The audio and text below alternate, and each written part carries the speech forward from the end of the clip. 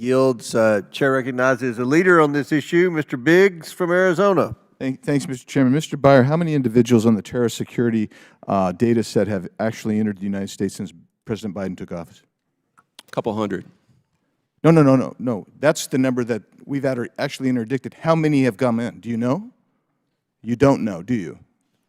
Do you? I know how many people Border Patrol has arrested. You don't know how many have entered, though, do you? Come on, let's be honest.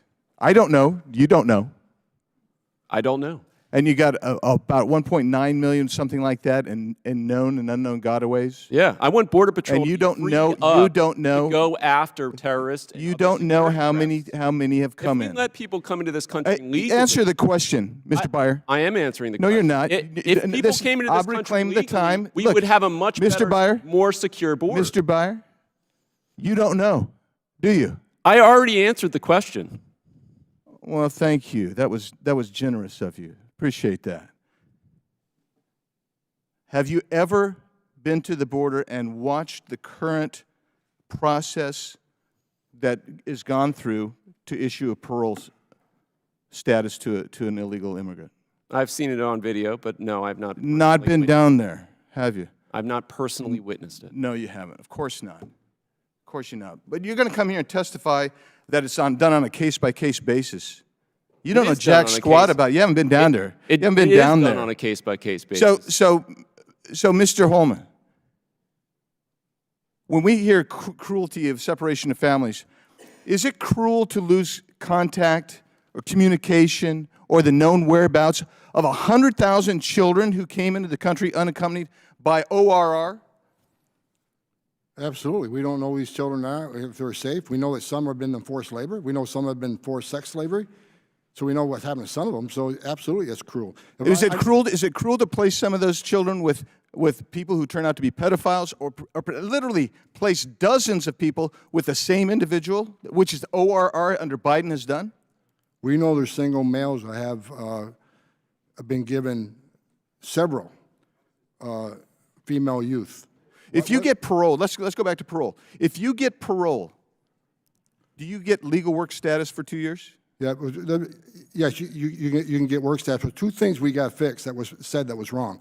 First of all, most of the fentanyl does not come through the port of entry. Yeah, I'll get to that.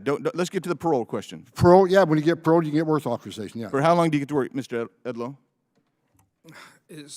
Congressman, I believe it's up to 2 years. How many people in the illegal population that has been released into the country, that have been paroled into the country, are currently in the workforce and actually working jobs? Anybody know that? Nobody knows that. You know why?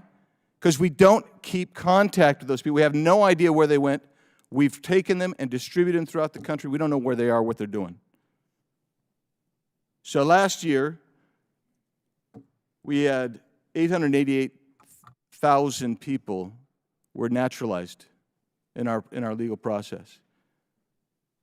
In 2020, it was 625,000, but you also granted 440,000 lawful worker status, permanent residence status.